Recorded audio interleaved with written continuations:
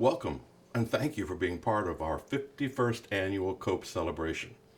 You are likely aware that COPE is the acronym for Committee on Political Education, and this event is the sole fundraiser each year that provides us with the funding we need to sponsor voter registration, voter education, candidate screenings, endorsements, meet the candidate night, sample ballots, and our Get Out the Vote activities.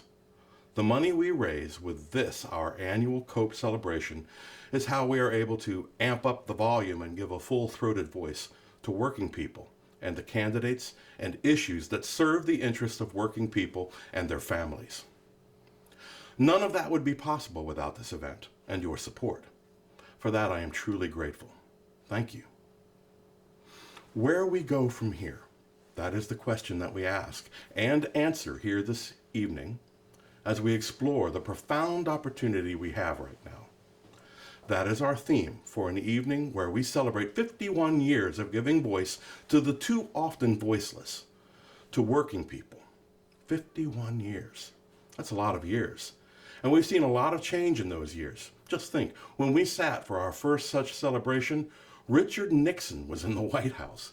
Jim Rhodes was governor of Ohio, but John Gilligan was knocking on his door. William George Meany was the leader of the AFL-CIO, and nearly a third of U.S. workers belonged to a labor union. It was a different time. Much has transpired, and a great deal of water has gone under that bridge. Now, fast forward to today. Organized labor is in an exceptional period of both transition and opportunity right now. Not in any of our lifetimes has there been a political and social environment this favorable to working people and our right to organize. We had the most pro-union administration in the White House in over 75 years. Recently, the Executive Council of the AFL-CIO elected the most diverse leadership team in the history of the AFL-CIO. And more broadly, the face of the rank and file of labor is changing across the country. Labor unions are more broadly popular now than they've been in over 60 years, and our youngest workers are our biggest backers. Now is the time. Now is our time.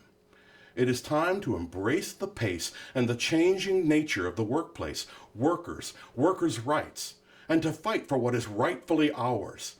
Protections for collective bargaining agreements, the right to health and safety protections, the right to a livable wage, universal paid sick leave and family and medical leave, protections for whistleblowers, an end to worker misclassification, health care security, support for children, and the ability to hold corporations accountable for meeting their responsibilities. This is where we go from here. This is where we must focus our fire, and it starts right here, this evening. The foundational ideas and establishing principles that form the basis of this noble experiment we call the United States of America is replete with the belief in common law and the common good. It is created upon the idea that human rights and human dignity are preeminent. And at a time that is mired down by irrational and regressive individualism, unions are the greatest hope for the collective good. We are the river that raises all boats. So in order to form that more perfect union, we must continue to harvest the bounty, turning unorganized workplaces into union shops with union safeguards, protections, and all the good that solidarity can deliver. But we cannot just harvest. We must also plant. We must put fresh seed into the earth and grow new crops and raise up a new generation of labor leaders so that all we have fought for and all we have struggled to do and win can be handed down to the stewardship and the safekeeping of the next generation. That is why we are here this evening.